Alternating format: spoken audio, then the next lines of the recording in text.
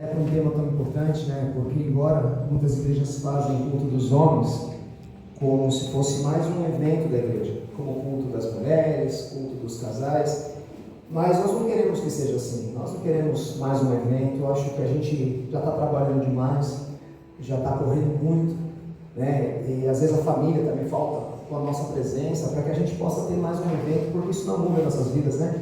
O que muda nossas vidas é a presença do Senhor. Se Ele estiver aqui no meu coração buscar, então valeu a pena cada segundo.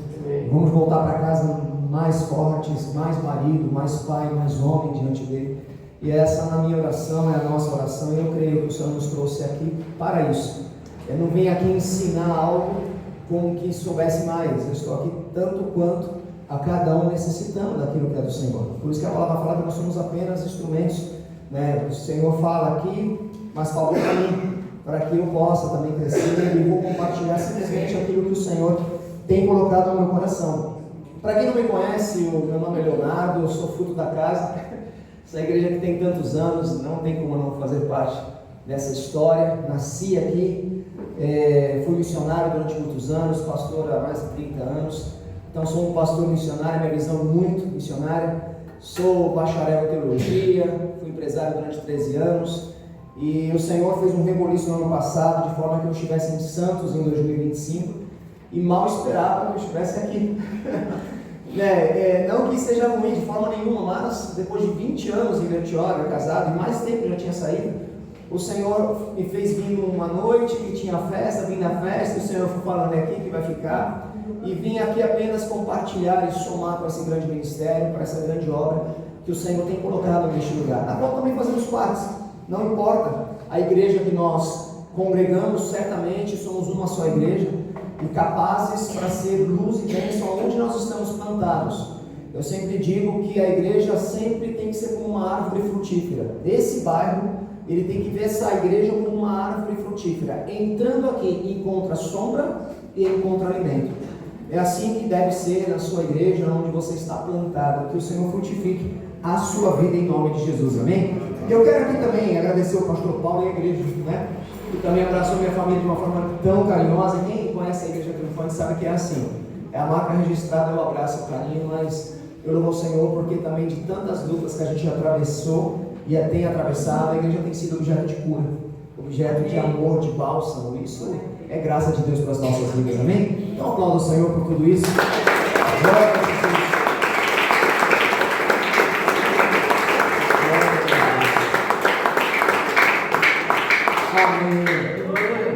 Abra a palavra do Senhor comigo no versículo tema desta noite, que é no livro de Jó, no capítulo 38, no verso 3.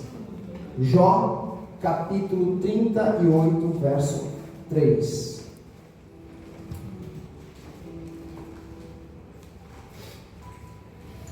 Amém? Diz assim: cinge, pois, os lombos como homem, pois eu te perguntarei e tu me farás saber. Vou ler mais uma vez. Cinge, pois, os lombos como homem, pois eu te perguntarei e tu me farás saber. Bom, é interessante Deus aparecer para Jó e falar desta forma: cinge os teus lombos como homem. Como homem. Se você for lembrar um pouquinho, recordar da história de Jó, Jó não cometeu nenhum delito, não cometeu nenhum pecado, para que pudesse atravessar pelo menos 3 meses de uma grande luta, de uma lepra, de perca dos filhos, perca do seu patrimônio, de isolamento, solidão. Nós lembramos de que a palavra nos fala de que foi um diálogo Satanás e Deus fez testemunho de Jó. Veja o meu servo Jó. E foi quando Deus então, Satanás diz assim: é fácil te servir quando se tem tudo. Então nesse aspecto, foi permitido por Deus tocar na vida de Jó, de forma a mostrar de que Jó não era um homem que amava o Senhor pelo que ele tinha, mas pelo que o Senhor era. Então era difícil como homem entender o porquê enfrentava tudo que enfrentava, sendo que ele era um homem muito zeloso, um homem que havia bom testemunho no lugar onde ele habitava. Enfim, por que eu enfrento isso? O porquê eu estou passando por tudo isso? E você vai ver em várias falas de Jó, no livro de Jó, capítulo 10 inteiro, que fala ele questionando as decisões de Deus, questionando Deus. E nesse ponto eu quero ler só alguns versículos com os irmãos. Abra lá no capítulo 31 de Jó, só voltar um pouquinho do capítulo 38, que a gente vai entender um pouquinho a fala e o pensamento de Jó, para que nós possamos entender o porquê o Senhor mandou cingir como homem, cingir os lombos. No capítulo 31, no verso 1 em diante, diz: Eu fiz aliança com os meus olhos, como pois os fixaria eu numa donzela? Que porção, pois, teria eu de Deus lá de cima? E que herança do Todo-Poderoso desde as alturas? Acaso não é a perdição para o iníquo e o infortúnio para os que praticam a maldade? Agora veja o verso 4. Ou não vê Deus os meus caminhos e não contra todos os meus passos? Eu andei com falsidade, se o meu pé se apressou para o engano. Pese-se Deus em balanças fiéis e conhecerá a minha integridade. Veja só, no verso 35 do mesmo capítulo 31 diz: Tomara eu tivesse quem me ouvisse, eis aqui a minha defesa assinada, que o Todo-Poderoso me responda, que o meu adversário escreva a sua acusação. Foi dessa forma que Jó começou no ímpeto do seu sofrimento a lidar com a situação. Eu já tinha minha defesa, que o Senhor me responda, aonde foi que eu errei, aonde foi que eu enganei, aonde que eu olhei a donzela, aonde que eu falei, aonde que eu cometi crime. Então, aí no capítulo 38, o Senhor aparece a ele e o trata como homem. Eu quero que você entenda uma coisa, que nós estamos vivendo uma crise no nosso tempo. Quando falamos da figura masculina, logo pensamos que o homem é o cara tão forte, que não aguenta ver cara feia. Nós temos a ideia de que o homem é aquele que encara, que deve encarar, aquele que é o soberano nas suas decisões, que não aceita conselho de ninguém, que até para reconhecer erro, ele é uma pessoa muito forte.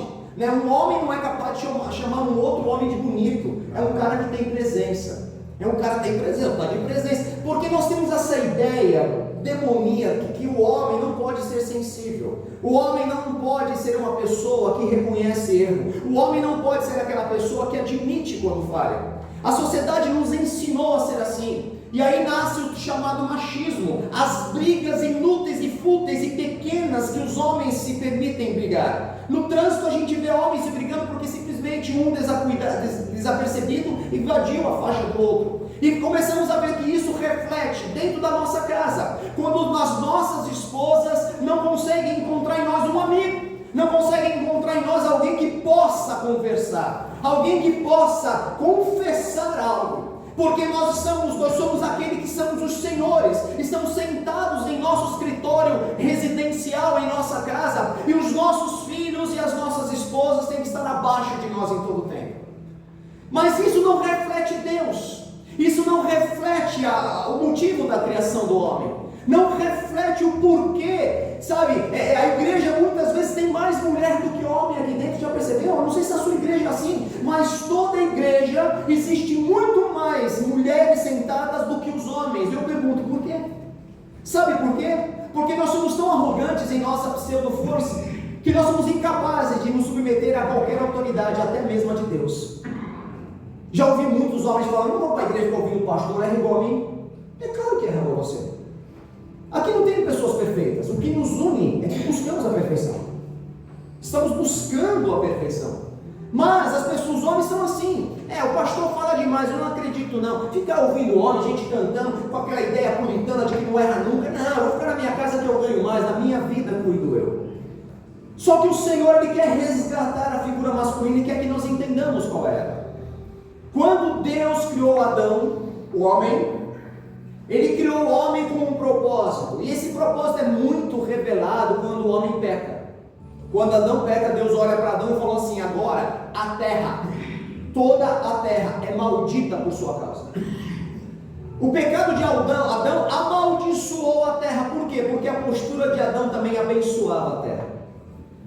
A nossa função como homens é ser protetor, é ser guardador, é ter uma missão diante de Deus, é cumprir um papel essencial nessa terra. Não é bater num peito como um gorila, sabe? Ou não aceitar que outro homem te ensine, ou venha te orientar. Não, esse não é o papel, esse é o papel demoníaco. Essa é a geração de Caim, que matou o seu irmão e os seus descendentes matavam uns aos outros. Matei um homem porque pisou no meu pé, matei um homem porque falou mal de mim. Ou seja, vivemos uma vida onde não se pode dizer nada, que os ânimos estão aflorados. Essa ideia tão machista e masculina que a sociedade carrega. Mas o homem de Deus, ele tem algo interessante, porque o homem de Deus tem Espírito de Deus. E o Espírito de Deus não é assim. Já imaginou se Deus agisse conosco da forma que nós agimos como homem? Você já imaginou se Deus não quisesse te ouvir, porque você tem que... Talvez até os nossos pais tenham sido assim. Teve muitos, talvez muitos aqui tenham tido pais duros, que diz que homem não chora. Levanta, não quero que você mostre fraqueza, briga, mexeu contigo, tem que bater mesmo. E aquela ideia de que você jamais pode mostrar fraqueza. E aí você vê na Bíblia tantos homens de Deus, a exemplo do próprio Jó, que caiu por terra. Isaías, que caiu por terra. No templo, quando o Senhor ali veio, os sacerdotes caíram por terra. E na palavra fala que vemos tantos homens que caíram por terra. E não somente isso, a palavra fala que naquele dia, todo joelho se dobrará de todos os homens. Glória a Deus. Então a ideia do Senhor é que nós entendamos a nossa autoridade. Por isso que nessa postura de Jó, de achar que ele tinha controle e de que a sua vida estava tão impecável a ponto de Deus não poder mexer nela, fez Deus ser muito firme também com Jó. A palavra fala que o Senhor aparece num roda-moinho e diz a Jó: olha, cinja teu lombo como homem. Esse cingir significa, desde aquela época até mesmo hoje, prontidão, disposição a fazer algo. Se você for ver as pessoas que cingem um cinto, você vê isso, quem faz academia sabe. Tem pessoas que cingem seus lombos para poder levantar o peso. Quem carrega muito peso no seu trabalho, ele cinge os seus lombos para que possa ter um bom alinhamento na sua coluna. Esse cingir significa uma posição que você se coloca para exercer algo.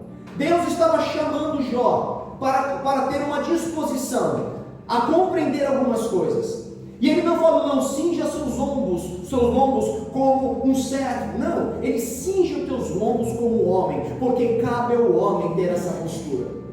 Eu quero apenas, antes de entrarmos em Jó, quero apenas te mostrar uma leitura histórica de como a sociedade está declinando com relação à figura masculina. E isso está afetando demasiadamente as nossas casas, os nossos filhos. Está destruindo potencialmente a nossa história. Obviamente que quando você assume o teu papel de homem dentro de casa, não significa que você tem que ser um machista, entenda bem isso. Autoridade não é autoritarismo, entenda bem. Mas, eu quero pegar aqui na Segunda Guerra Mundial para cá, os homens na Segunda Guerra Mundial foram à guerra. A guerra não é aquilo que a gente vê nos filmes. Existem problemas sérios psicológicos nas mentes daqueles que veem tanta morte. As pessoas voltam com uma mente tão destruída porque eles veem seus amigos, seus companheiros sendo praticamente massacrados em campo de batalha. Eu conheci africanos que em Angola estavam há anos numa guerra com guerrilheiros, e ele foi um soldado do governo que lutou contra esses guerrilheiros, e ele contou um episódio que eles tiveram que atravessar um campo de batalha com fogo cruzado, tiros, e ninguém tinha coragem de parar nem olhar para o lado, porque as balas estavam passando. Você só tinha o objetivo de tentar chegar lá sem ser alvejado.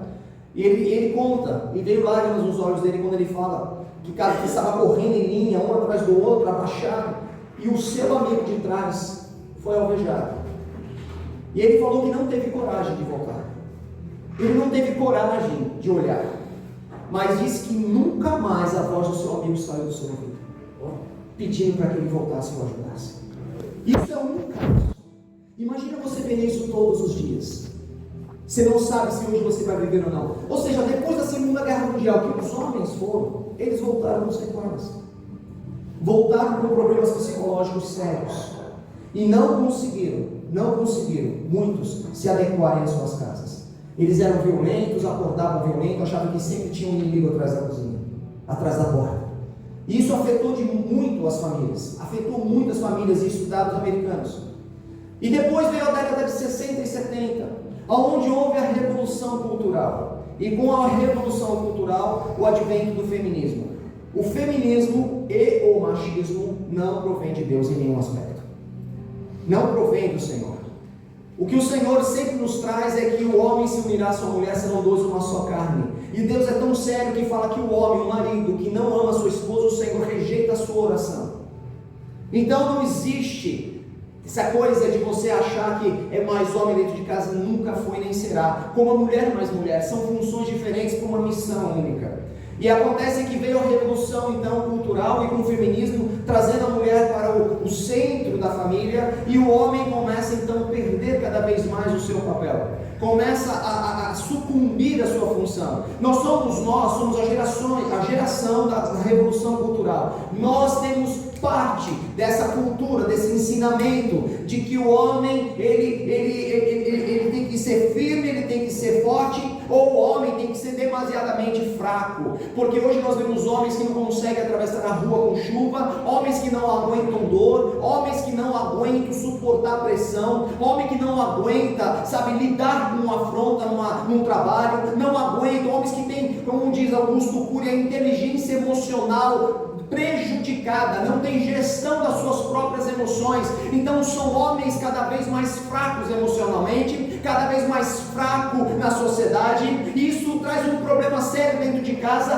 porque a fraqueza deste homem deixa a sua mulher insegura. O homem não sabe para onde vai, não sabe o que fazer, pensa em futebol, pensa em brincadeira, parece que não saiu da quinta série, e ele tem muito mais disposição a fazer coisas para se divertir do que para suprir a sua casa. A mulher, a gente sabe que ela cresce intelectualmente, emocionalmente mais rápido do que o homem. Uma jovem de 15 anos já pode ser mãe e cuidar do seu filho. Um jovem de 15 anos não sabe nem o que é ser pai, porque a cabeça dele demora um pouco. Aí dentro de casa a mulher, pelo senso materno, porque ela gerou as crianças, ela assume aquilo que o homem deixa. Aí o homem vai na sexta-feira à noite pro futebol, cheio de alegria, cheio de risada, cheio de amigos, e a mulher assume o papel do homem, porque este homem não traz a segurança que ela precisa.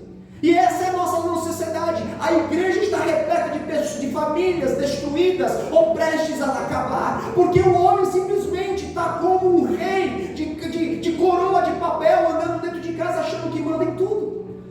E aí nós estamos vivendo essa sociedade. E aí na década de 60 veio essa avalanche cultural, é uma revolução no entendimento. E hoje nós vemos homens que gastam seu tempo na vaidade, seu tempo na academia, seu tempo se arrumando. Não acho que isso é errado, mas eu acho que essa é uma das ordens menores, porque a nossa função é ser como Deus é conosco, é protetor, é provedor, é amigo. Aleluia. E é esse o papel nosso dentro de casa, é prover, é suportar, é proteger, é ser amigo. Sabe que o beijo na boca era algo que não faz parte de todo lugar do mundo. A expressão de amor, de beijo na boca, isso é coisa mais ocidental. É mais ocidental. Sabe como é que surgiu essa ideia? Há uma teoria, porque isso vem de muitos anos. Na Índia foi o primeiro relato de beijo na boca como expressão de amor. Mas em algumas, na Ásia, na África, até em algumas tribos, não existe o beijo na boca como expressão, mas de modo comum existe um comportamento para expressar amor. Vê que interessante. São duas coisas que o homem fazia para expressar o amor à sua mulher. Primeiro, ele supria, ele presenteava ela com comida. Ele presenteava ela, ele vinha com muito mantimento, entendendo de que havia tribo, eram pessoas que tinham que caçar o seu alimento. Então mostra que o alimento que ele está dando para ela era fruto de um trabalho, era fruto de horas colocadas na mata para caçar e trazer a comida. Ou seja, eu gastei meu tempo, minha energia, eu me propus a dar isso a você. Então não era abrir a geladeira e dar comida, não, era correr atrás. E então era uma maneira de expressar amor. E o segundo, que eu acho lindo, era só sentar ao lado. Aleluia. Era sentar ao lado dela e não falar nada. Mas esse sentar ao lado significava: eu estou aqui. Eu estou aqui.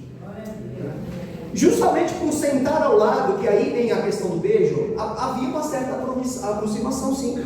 Aproximação de rosto. E aí pode ter evoluído para um beijo no rosto, um beijo na boca, e é a maneira que se expressa por hoje.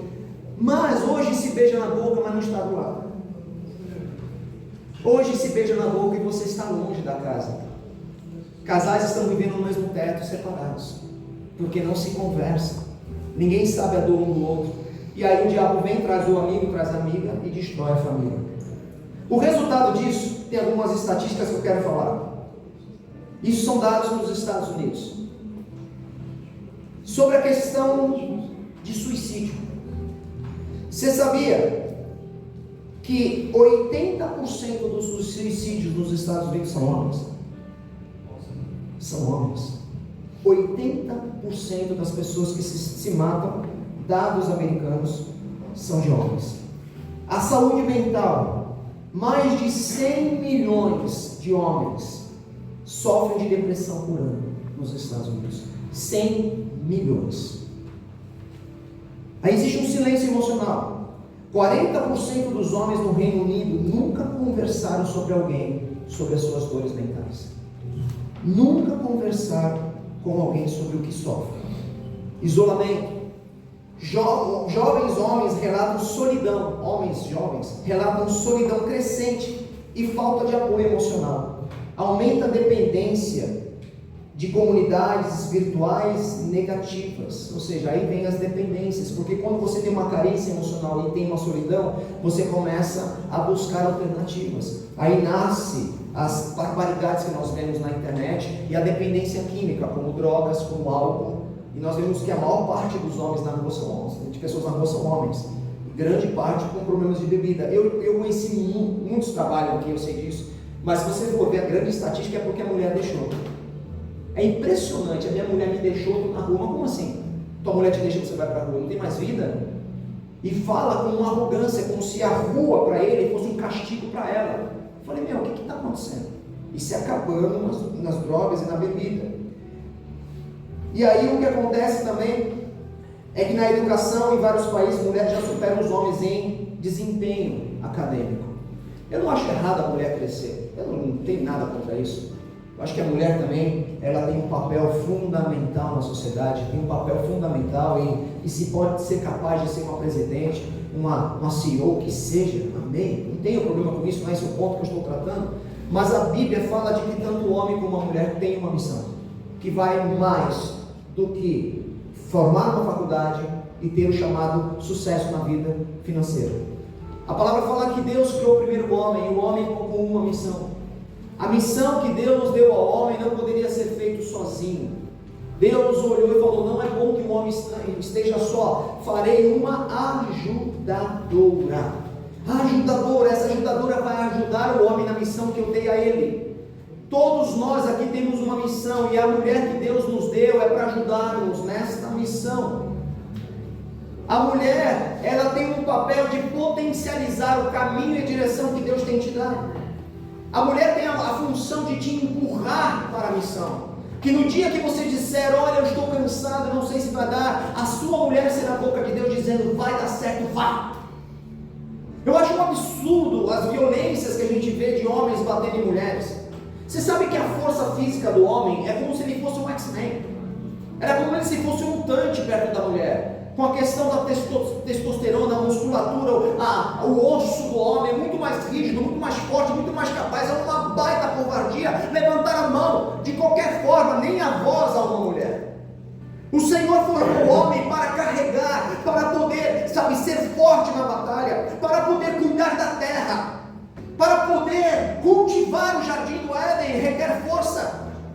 O homem, biologicamente, ele é capaz de lutar e vencer o inimigo que invade a sua casa. A mulher não. A mulher tem a sua inteligência, tem a sua capacidade de defesa, mas o homem não. E aí nós vemos de que a missão do homem se perde. O homem hoje não sabe nem o seu papel e nasce as depressões e os suicídios. E aí eu pergunto, já perguntei para alguns encontros de homens que pude participar e ministrar, eu pergunto para eles, se a Bíblia fala que Deus nos deu uma missão, e a mulher que Deus te deu é para potencializar a sua missão, eu te pergunto, homens, perguntei lá e pergunto hoje, qual é a missão de Deus para a sua vida? Verdade. Qual é a nossa missão? Se você não sabe responder para mim agora, sua mulher muito menos. Se você não sabe qual é a tua missão, a mulher não sabe como te ajuda.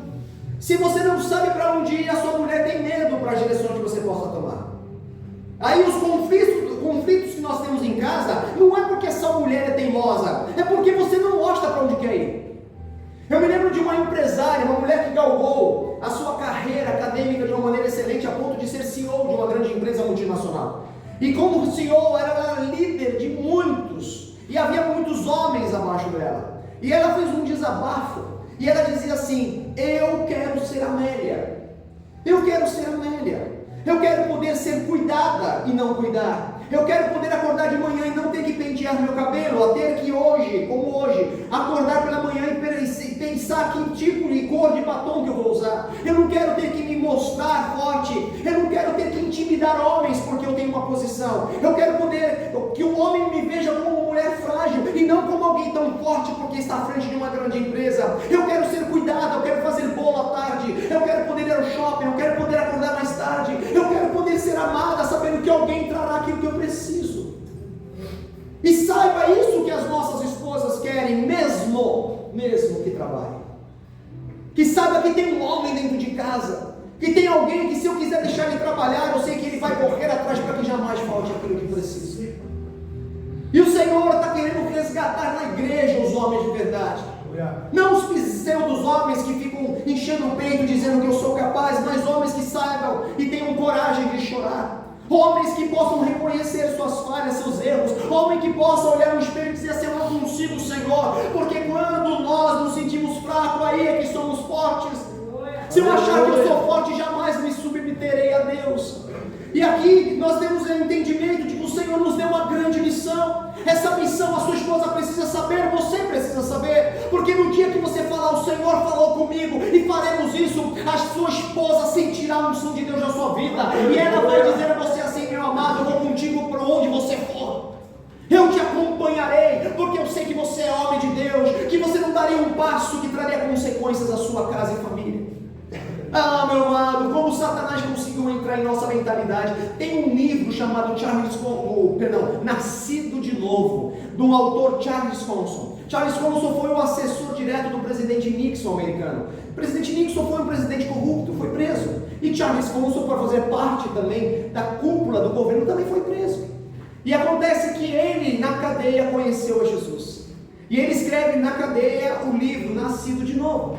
E ele conta um episódio da sua vida, porque ele era pobre, ele veio de uma família muito pobre, na periferia americana, e ele galgou a sua história a ponto de ter estudado na Harvard, e da Harvard ele então teve acesso à Casa Branca.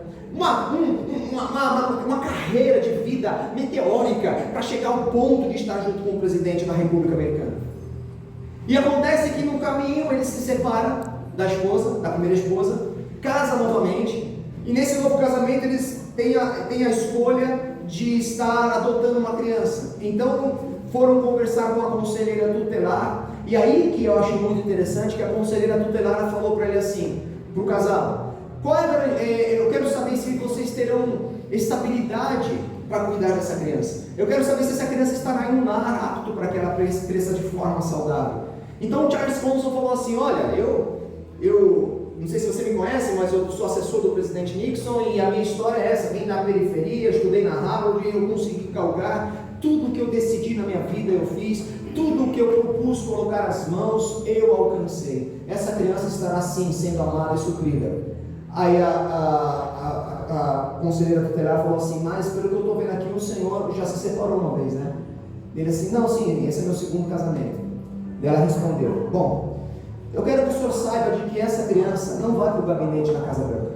Essa criança não vai para o teu hall de sucesso na vida. Ela vai para o único lugar que você fracassou, a sua família. Ela vai para um lugar pior da sua vida. Porque um dia você teve uma família e a abandonou. Quem garante que essa segunda não será abandonada? Da mesma forma eu falo a você, qual é a garantia de que a sua família estará contigo daqui a 10 anos? Qual é a garantia de que você será homem suficiente para entender o que significa lealdade, fidelidade, honestidade, submissão a Deus? Até que ponto o homem tem que mostrar que é homem porque ele saiu com uma mulher que não seja sua? Porque o homem tem que mostrar que é homem porque ele tem que olhar a mulher do outro? Porque os homens têm que mostrar que é homem para os seus amigos? Porque simplesmente ele tem que paquerar ou ter dinheiro fácil? Eu aprendi muito duramente da minha mãe uma situação que eu estava varrendo na minha casa, em uma janela, era apartamento, tinha uma janela de frente, tinha um jovem lá que me provocava com os meninos da rua. E calhou naquela tarde, apesar de todos os meus cuidados, de ele me ver varrendo a sala. Ele não fez nada, ele olhou assim e fez assim. Eu já estava irritado com a situação, naquela hora eu peguei a vassoura e joguei no chão. Eu falei, agora eu vou pegar um turrão na rua. Aí minha mãe conhece o filho que tem, né? Conhece os filhos, viu que minha cara mudou, eu fiquei quieto. E ela olhou assim, o que foi, Leonardo? Jogou a vassoura por quê? Nada, o que foi? Me insistiu. Eu falei, o menino na frente aqui, tá vendo? Sabe quando eu falo? Gostava. Imagina, minha mãe de 5 pessoas em casa era a única mulher, 3 filhos homens, quem é que vale? Quem é que ia? Passamos longe. Graças a Deus por isso. E agora vai ficar me provocando na rua, dizendo que eu sou menininha, que eu sou mariquinha, que me viu varrendo e tal, assim, você é? Não é isso, tá? Você é? Eu sei o que aconteceu no dia da maternidade, eu te vi o que tem no meio das suas pernas, e eu vi o que os médicos falaram, que você é homem. Não, mas eles vão achar que eu sou mulher. Você tem certeza que você é homem? Eu sei que eu sou homem, então a dúvida é deles, não tua. A pergunta é, a dúvida é tua? Aí nós somos homens e não nos posicionamos, porque precisamos mostrar que somos homens. Eu me lembro que eu estava trabalhando na prefeitura de Bertioga e passou uma menina toda se insinuando para todo mundo e a conversa dos homens pararam. Eu estava de costas porque ela vinha atrás e aí parou de falar o que foi, eu olhei a menina vindo. Parecia garota de Ipanema. E aí os homens pararam e ficaram tudo olhando assim. Eu falei, caramba, eu sou cristão, homem de Deus e casado. Vou ficar agora olhando de plateia na arquibancada com eles? Não, eu cheguei, virei, quando ela passou, eu fui virando assim, e fui olhando, e aí eles perceberam, a menina e me perceberam também. Eu falei assim, o que é isso, Leonardo? Não, o que é? Pô, passou uma menina aqui, você não quis olhar, o que foi? Você não gosta de mulher? Eu falei, gosto demais. Mas assim, por que você não olhou? Não, porque não é a minha. Não, mas como assim? Eu gosto tanto de mulher que casei com uma, tá lá em casa. Casei com uma. Mas você nunca traiu? Eu falei, não preciso, meu Deus. Está lá em casa bonitinha. Ela nunca te traiu também? Não, porque não precisa. E como é que você sabe que ela não traiu você? Porque eu confio nela. Quando ela fala que não traiu, eu acredito. E você nunca traiu também? Não. Não acredito nisso. É um problema teu. Você não está na minha casa, nem vai entrar. Mas o que eu entendi naquela hora é que você precisa ser homem para ser assim. Você precisa ser muito homem para chegar para os teus amigos e falar, não como da tua comida, meu irmão. Eu não como da tua história.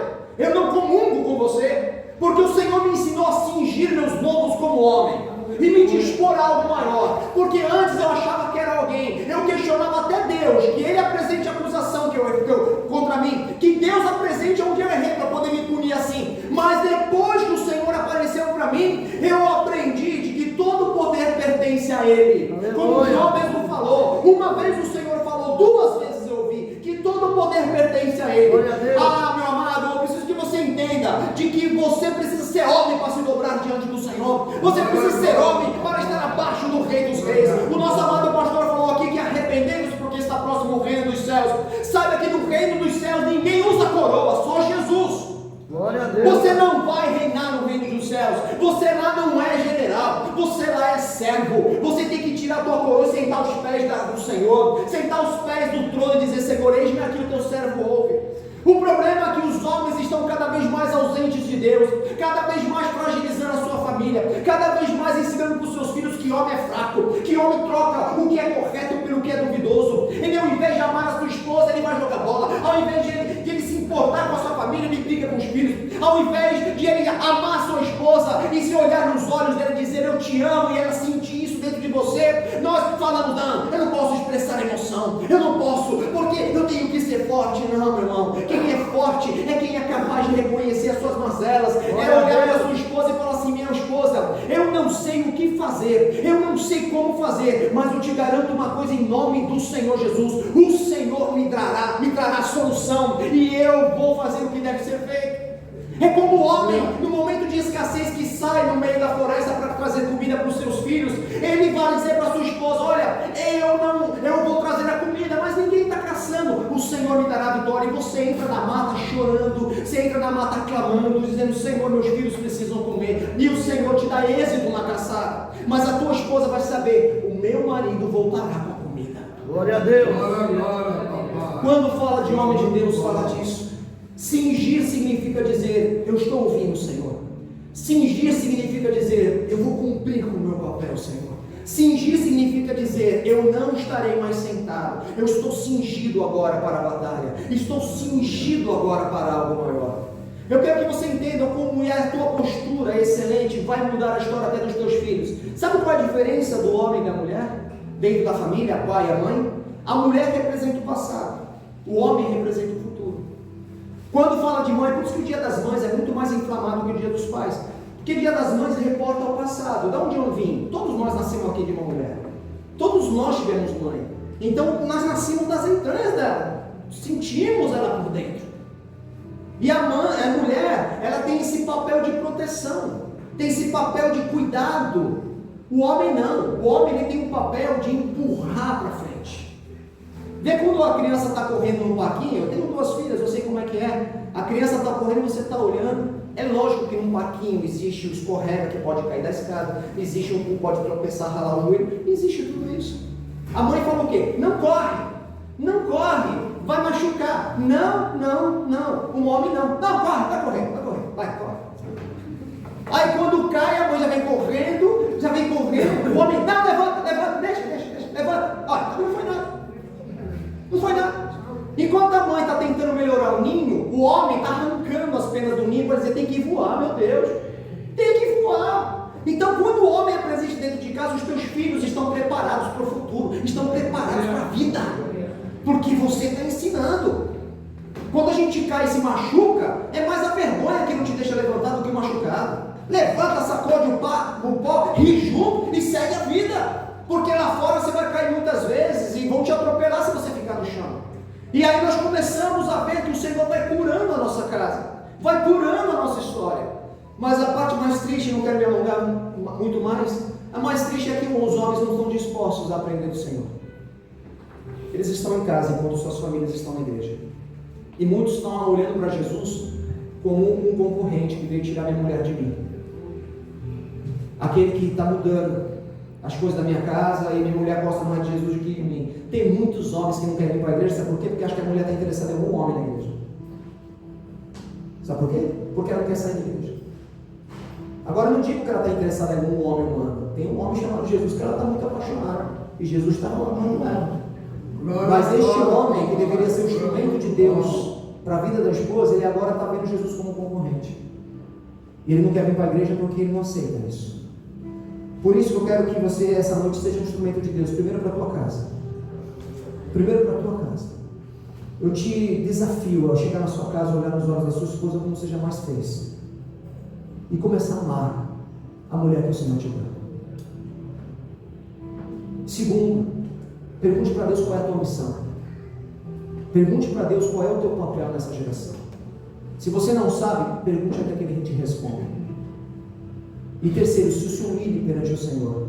Se humilhar é chegar em casa e orar, e ler a sua palavra e buscar de todo o coração.